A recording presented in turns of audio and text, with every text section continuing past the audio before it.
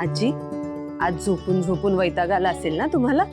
या इथे जरा मोकळ्या हवेला बरं वाटेल तुम्हाला. हा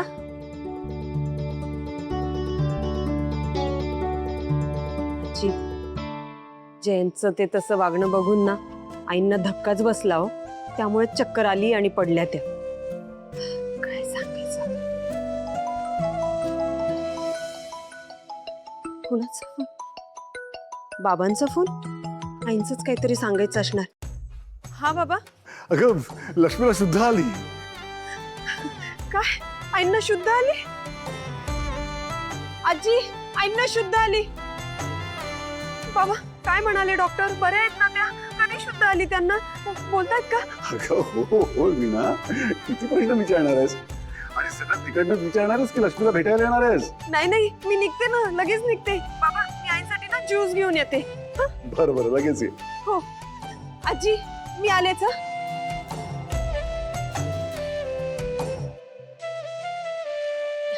आजी, वरद ना बाहेर खेळतोय. मी त्याला ना तुमच्याकडे बसायला पाठवते आता. मी आलेच जाऊन. ठीक आहे?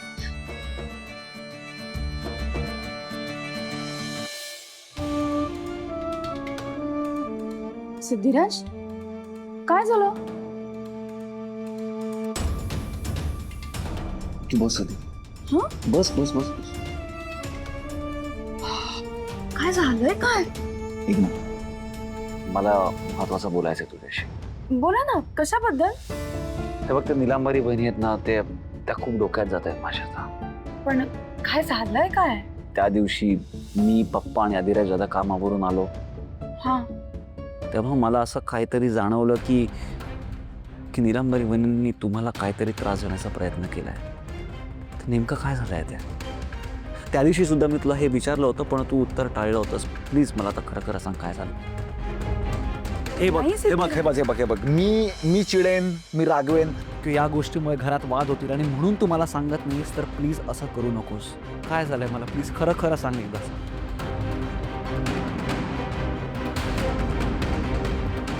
ऐक भावना, तुझा चेहरा सांगतोय की तू माझ्यापासून काहीतरी लपवतेस. काल पण आपण जेव्हा आलो ना, तेव्हा मला असं खूप वाटलं की निलांबरी वहिनींनी आई आणि आजीला काहीतरी त्रास देण्याचा प्रयत्न केला आहे. काय झालंय? मी तुम्हाला सगळं सांगेन, पण तुम्ही मला वचन द्या की तुम्ही चिडणार नाही आहात. हे बघा, मला आईंनी सांगितलं होतं की सिद्धिराज चिडतील तर तू त्यांना खरं खरं काही सांगू नकोस. पण आधी तुम्ही मला वचन द्या. हो ना, काय झालंय ते सांग ना आधी प्लीज. सिद्धिराज, तुम्ही आधी मला वचन द्या. मी जे सांगेन ते ऐकल्यानंतर तुम्ही चिडणार नाही आणि कुठल्याही प्रकारची रिॲक्शन देणार नाही, बाहेर जाऊन रिॲक्ट होणार नाही, कोणाला काही बोलणार नाही.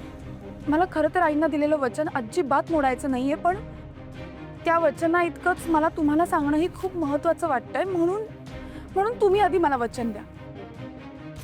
ठीक आहे, मी तुला वचन देतो की तू सगळं खरं खरं सांगितल्यानंतर मी काही रिॲक्ट होणार नाही, कोणाला काही बोलणार नाही. आता सांगशील मला काय झालं? सांगते. त्या दिवशी तुम्ही अधिराज दादा आणि पप्पा मीटिंगसाठी बाहेर गेला. निलांबरी वहिनी आमच्याशी खूप विचित्र आणि वाईट वागली. त्यांच्या मैत्रिणी आल्या होत्या घरी आणि त्यांच्या समोर त्यांनी आमचा खूप अपमान केला आणि आम्हाला नको नको ते बोलल्या त्या.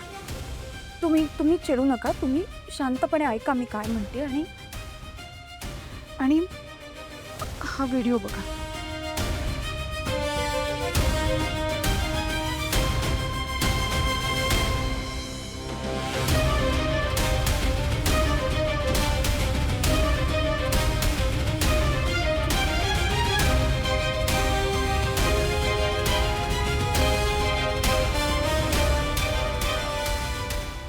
हिम्मत कशी झाली निलांबरी वहिनींची? माझ्या बायकोशी, माझ्या आईशी, माझ्या आजीशी अशा वागली ती. सोडणार नाही मी. सिद्धिराज, तुम्ही मला वचन दिलं.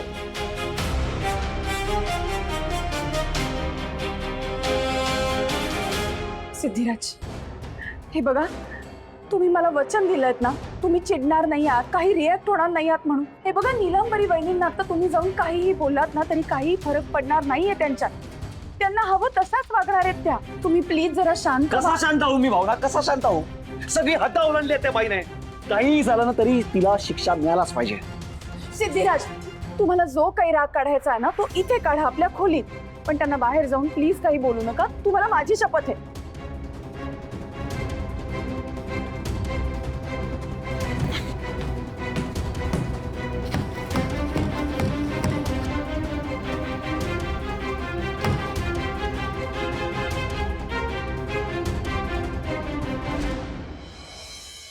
तुम्हाला इथून पुढे थोडाही त्रास झाला तरी लगेच आम्हाला येऊन सांगायचं.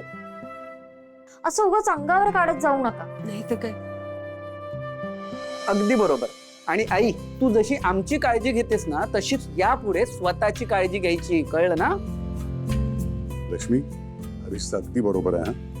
अगं, मुलं इतक्या प्रेमानं चौकशी करतायत, काळजी घेतायत, तर आई वडील म्हणून आपलंही कर्तव्य आहे ना की मुलांचं ऐकायला हवं. लक्ष्मी, आणि नेहमी तुझा असा हट्ट असतो ना की समजा कोणाला काही प्रॉब्लेम असेल, कोणाला काही बोलायचं असेल तर सगळ्यांनी तुझ्याशी बोलायला पाहिजे. त्याचप्रमाणे तूही तसंच करायचं. म्हणजे तुझा कुठलाही प्रॉब्लेम, कुठलंही दुखणं, काहीही असेल ना तरी आम्हाला सगळ्यांना सांगायचंच. एक मिनिट. आणि मी आता डोळ्यात तेल घालून तुझ्यावर लक्ष ठेवणार आहे. हा. अरे, संधी मिळाली तर सगळे मिळून किती बोलताय, मला किती ऐकवणार आणखीन. इथून घरी जायचंय. घरी गेल्यावर पण काहीतरी शिल्लक ठेवा बोलायला. बरं चला आता सगळ्यांनी फळं खायला घ्या. ती आता मी नारळ पाणी पिते ना, मग असं एकटीने बरं दिसतं का? खायला घ्या बघू फळं. आई, तुम्ही काही बदलणार नाही का? लक्ष्मी, ही सगळी फळं तुझ्याकरता आणली आहेत ग. हे जे शहाळ आहे ना, जे हातात नुसतं धरून ठेवलं, ते हातात धरण्याकरता नाही, शहाळ्याचं पाणी पिण्याकरता आणलं. चल चल चल पी. लगेच चल चल चल चल. हो हो हो. पी. हा, दोन्ही स्वान पी. आणि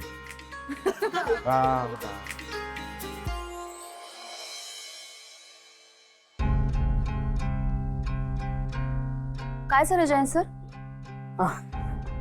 काय नाही. काही नाही. मग अचानक असे खाता खाता का उठून निघून गेलात? ते असंच. असंच कसं जयंत सर? सांगा ना मला, काय झालंय? काही प्रॉब्लेम आहे का? नाही जानू, खरंच काही प्रॉब्लेम नाहीये. अहो, काही प्रॉब्लेम नाहीये, मग असे निघून का गेला होतात तुम्ही? मला सांगा जयंत सर, तुम्हाला काही त्रास होतोय का? नो जानू, आय ओके. मग काय झालं होतं? बोला ना. सिरियसली, असंच, डोंट वरी. हा एकदम एवढा शांत कसा काय झाला? वेंकी दादा, मला सांग, तुला त्या मुलाचा चेहरा अजिबात आठवत नाहीये का? हे बघ, जर का तुला त्याचा चेहरा आठवला ना तर आपल्याला ना त्याला त्याने केलेल्या चुकीची शिक्षा देता येईल. असं काय करतोस? एकदा प्रयत्न करून बघ ना. तुला त्याचा चेहरा थोडा तरी आठवतोय का? प्लीज. हे बघ, थोडासा प्रयत्न कर. वेंकी दादा, अरे त्या मुलामुळे तुला किती सहन करावं लागतंय. जर आठवायचा प्रयत्न कर ना.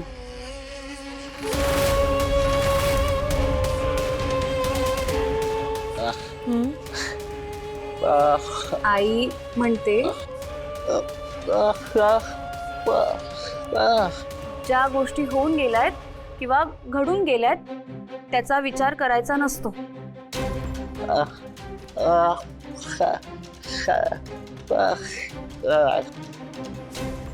हो वेंकीदादा, आई बरोबरच बोलते. अरे, की ज्या गोष्टी घडून गेल्या आहेत त्याचा विचार करण्यात काय अर्थ आहे? पण जर का कोणामुळे आपल्यावर अन्याय झाला असेल ना तर त्याच्या विरुद्ध आपल्याला आवाज उठवायलाच पाहिजे. त्या मुलामुळे आज तुला एवढं भोगावं लागतंय, मग त्याला असंच कसं सोडून द्यायचं?